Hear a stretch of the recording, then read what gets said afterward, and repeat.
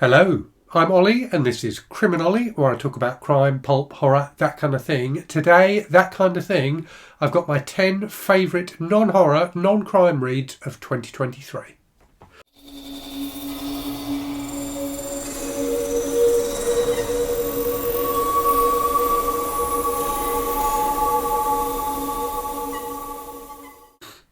So, as you might expect from a top 10 that encompasses every genre that isn't crime or horror, there's quite a variety in this top 10 today.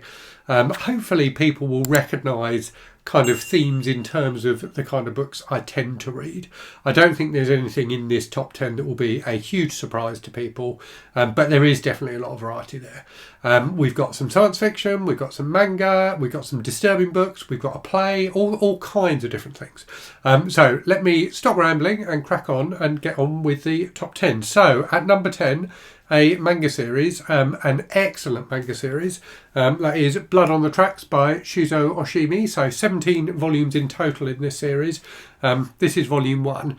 A fantastically grim, bleak and disturbing tale of a teenage boy and his mum being a woman who is very, very disturbed, and who does all kinds of appalling things throughout the course of the series, including in the very first volume committing a terrible crime which kind of casts a shadow over the family and over the rest of the series. So I did do a full review of this series on the channel.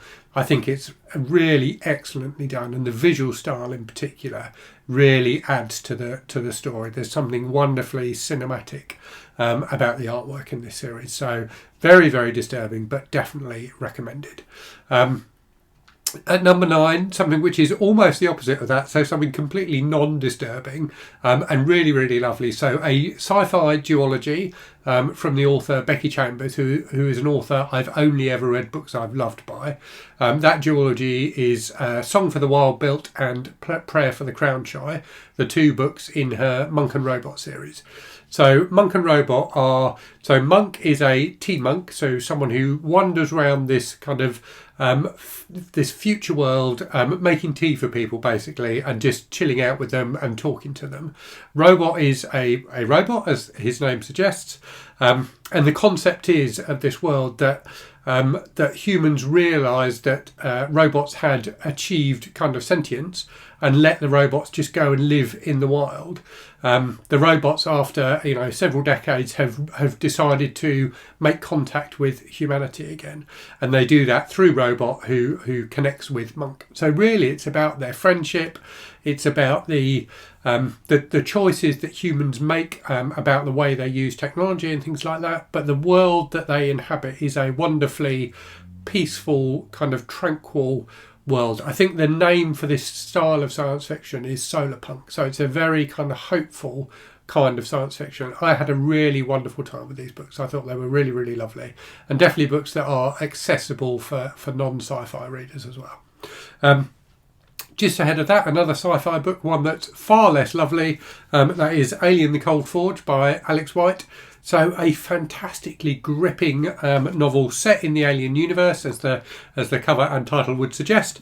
So in this book, the evil corporation, the Weyland-Yutani Corporation, have got this space station where they're doing experiments on xenomorphs. This terrible, terrible guy called Dorian, who's an auditor, gets sent to the space station to try and cut costs. And as you can imagine, things start going wrong. It's one of the tensest books I've ever read. Just incredibly exciting. And Dorian is such a completely hateful character that you spend a lot of your time just hoping he gets his comeuppance. So a fantastic sci-fi novel, really scary at times, really gripping, and just absolutely compelling. I absolutely love that book.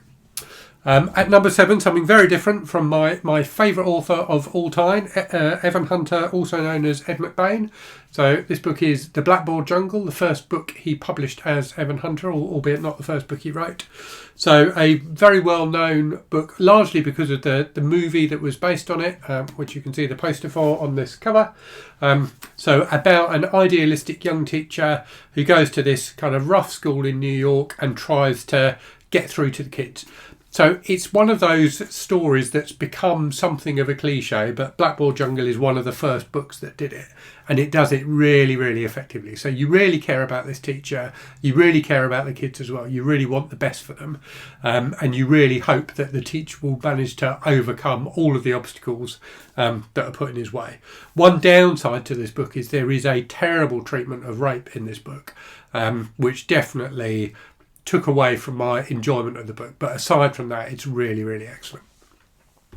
Just ahead of that, another book, or a book that is quite similar in terms of the way in which it's written, and that is what I would describe as that kind of mid-20th century, quite stripped down style of writing and storytelling. So the book is The Colour of Money by Walter Tevis. Walter Tevis, a really great writer, didn't write that many books and died sadly quite young, but this is from probably his most famous series. So he wrote 2 books in this series. The first is The Hustler, which was very famously filmed with Paul Newman. This is the sequel to that. So The Hustler tells a story of this young pool hustler, kind of, going up against a like really impressive rival and trying to beat him. In The Colour of Money, like decades have passed. So Fast Eddie, the hero, is middle-aged now and is kind of going through a bit of a midlife crisis. So the book is about him trying to rediscover that spark that made him a champion in the first place. And it's just a fantastic musing on the aging process, on masculinity, on midlife crisis. So a really fantastic book, a really gripping sports book as well. Despite being someone who doesn't like sports at all, I really enjoy sports stories. I think there's something always engaging and exciting about the concept of like 2 characters going up against each other as they do in kind of sporting novels. So yeah, a really, really enjoyable sports novel. Ahead of that, something of a similar vintage, I think, to The Hustler, if not The Colour of Money, and indeed a similar vintage to The Blackboard Jungle, and that's Carol by Patricia Highsmith, originally published under the title The Price of Salt. So this is a New York set novel about a lesbian relationship between a young woman who works in a shop and an older woman who's a customer there, and just a fantastic romance. So a really moving and sweet romance. That is very gripping at times because of the necessarily clandestine nature of the romance between these 2 women, it taking place in the 50s. So you get a real tension as their kind of their romance blossoms, because you know that if they get found out, it's not going to end well for them.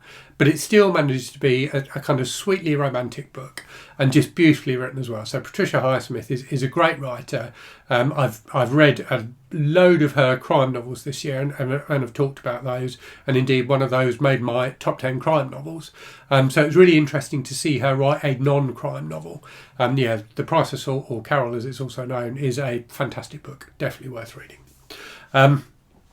Ahead of that, the play I mentioned at the start.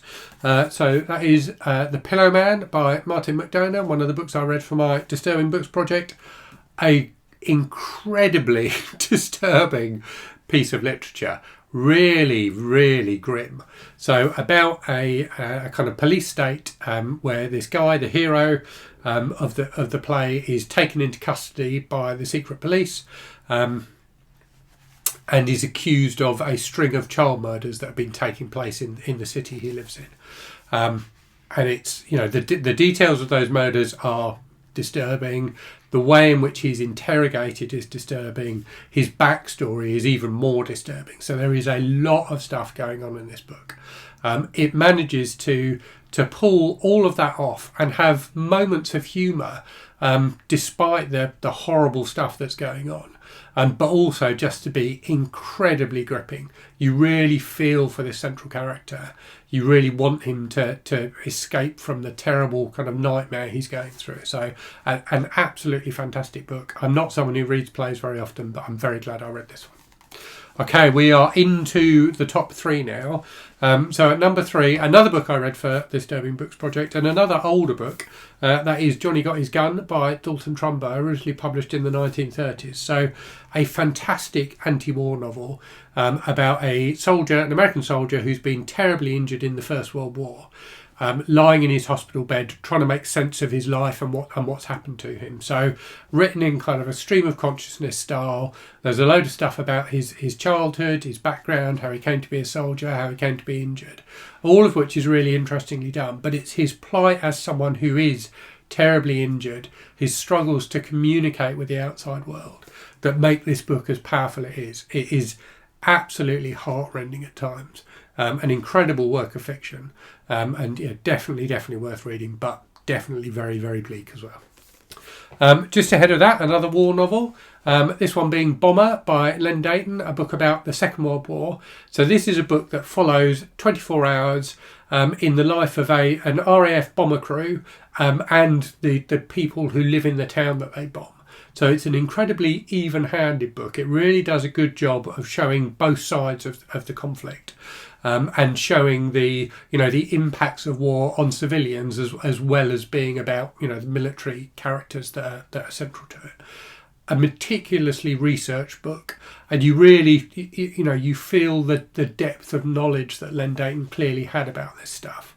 It really comes through in the book, but he manages to do it in a way that isn't overwhelming. So there is a lot of kind of technical detail and things like that in the book, but it never gets in the way of the story, and it, most importantly, never gets in the way of the characters. So you really do come to know these characters and the weird thing they are going through as this bombing raid happens. So a very, very effective and gripping book, and a fascinating kind of slice of life, I guess, of a day in the Second World War. So it's one of those books that feels incredibly realistic and true to life. My number one book then is something unusual for me, a work of non-fiction. It's Julian by Fleur Pierets. So this is a book that overwhelmed me with its beauty. It's a wonderful, wonderful book. So it tells the story of Julian and Fleur, a lesbian couple, who, as part of an art project, were travelling around the world and getting married in all of the countries where same-sex marriage is legal, which is far fewer countries than you might expect. Tragically, Julian died quite early on in that project, and the book is about, well, A, about the project, B, about their relationship and about Julian's life, but also about Fleur's coming to terms or trying to come to terms with her grief. So a very, very moving book, devastatingly moving at times, but also thoughtful and hopeful, and just a beautiful, beautiful book, and one that I'm very glad exists in the world. So definitely my number one book of 2023. So I hope you found that interesting. Let me know if you've read any of the books I talked about. Let me know your favourite books of 2023. And as always, thanks very much for watching. Hope you're safe and well out there. Hope you're reading good stuff, and I'll speak to you again very soon. Cheerio.